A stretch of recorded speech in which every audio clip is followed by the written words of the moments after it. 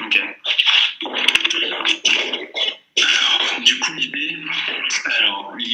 l'objectif de la stratégie, donc l'idée c'était de construire un portefeuille plus performant que le Lyxor Europe 100. Donc l'idée c'est en se basant sur 25 ETF de régions et secteurs variés, avec des données journalières de 2006 à 2017. Donc à partir de ça, j'ai défini en fait une stratégie qui consiste à avoir un portefeuille qui réagit à la volatilité du marché. Donc la volatilité ici du benchmark, c'est-à-dire qu'on va rebalancer en fonction du niveau de la volatilité. Ensuite, il faudra réagir avec des indices hétérogènes, c'est-à-dire hétérogènes en termes de performance. Donc on va rebalancer vers des clusters d'indices différents et choisir pour chaque cas, pour chaque régime de volatilité, des indices qui sont optimaux pour chacune des situations.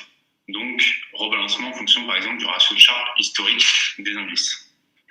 Pour faire l'étude, donc on va éviter de faire un surapprentissage.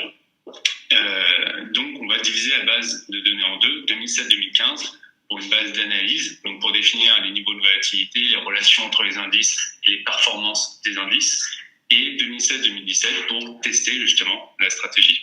Donc la première chose à faire, c'est définir justement des régimes de volatilité. Donc pour éviter un trop gros nombre de rebalancements, on va prendre l'indicateur de volatilité qui est la volatilité 20 jours glissante. Donc à partir de l'historique de volatilité, on va définir 4 régimes qui vont dépendre des quantiles. Donc au-dessus de 75%, c'est-à-dire beaucoup de volatilité, ce sera donc au-dessus de 14% de volatilité, ce sera on va dire un régime de stress. Ensuite, il y aura un régime volatile entre 50 et 75%, le régime calme entre 25 et 50%, et flat, donc en dessous de 25%, c'est-à-dire très peu de volatilité. Une fois qu'on a défini donc, les régimes de volatilité, on va définir justement la dimension d'hétérogénéité, la notion d'hétérogénéité entre les indices. Donc pour différencier justement les indices en clusters. Donc pour les différencier, il faut définir une mesure de performance historique. Donc la mesure de performance, on va utiliser le rendement hebdomadaire overlappé. Ensuite, on va définir différents types de distances. Alors, il y a plusieurs types de distances possibles. Il y a la distance euclidienne, L2, Manhattan, L1, il y a la déformation temporelle dynamique, etc. Les corrélations aussi permettent d'être une distance, comme on l'a vu précédemment. Et ensuite, une fois qu'on aura défini ces distances, on va regarder, justement, on va tester différents algorithmes de clustering pour regrouper les indices. Donc, K-means, CH, LSCAN, etc. Ce qui va permettre d'avoir plusieurs de clusters, suivant justement la distance et la méthodologie de clustering. Et on va voir que le nombre de clusters optimal, il est régulièrement de 4. Et ce qui est assez intéressant, c'est que chacun des clusters représente justement un secteur ou une typologie d'indice qui est différent, qui est propre. Donc par exemple, il y aura le cluster région, donc avec le Core Europe, FTSE, CAC. Il va y avoir le cluster consommation cyclique avec personal household, retail, automobile, etc. Il va y avoir le cluster consommation non cyclique, donc healthcare, food and beverage, et industrie. Donc c'est quelque chose d'assez intuitif, 4 clusters qui correspondent donc à des on va dire des secteurs, des régions, etc. qui sont différents. Une fois qu'on a défini donc ces secteurs, on va rechercher les indices optimaux pour chacun des régimes de volatilité, en fonction de la métrique qu'on a définie, qui est le ratio de Sharpe.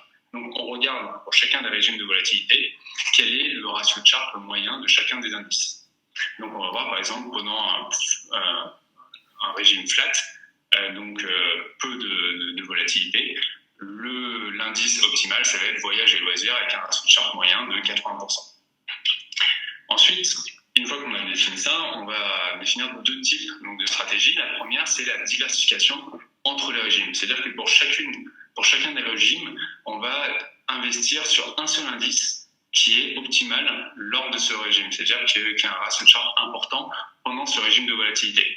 Et on va faire une diversification entre les différents régimes. C'est presque une diversification, on va dire, temporelle. Donc, par exemple, la stratégie 1, on va, pendant le régime flat, investir sur l'indice OTA, donc automobile. Pendant le régime calme, c'est la chimie. Régime stress, donc beaucoup de volatilité, plutôt sur quelque chose qui n'est pas cyclique, donc food and beverage, etc. Ça, c'est la première possibilité, donc un seul indice. Et la deuxième possibilité, donc, ça va être au sein de chacun des régimes de volatilité, essayer d'avoir une allocation qui est diversifiée sur des indices qu'on a choisis optimaux. C'est là qu'on va faire une sorte de filtre sur des indices qui ont un ratio de charge moyen, par exemple, supérieur à 60%, et on va regarder parmi ces indices qui ont un bon ratio de charge lors de chacun lors d'un, par exemple, régime de volatilité, est-ce qu'ils appartiennent à justement des clusters différents pour avoir vraiment une diversification. Par exemple, pour le régime flat, on va investir sur 3 indices différents qui appartiennent à des clusters différents, mais qui ont chacun un ratio de charge important. Ça permet d'engendrer justement un maximum de diversification.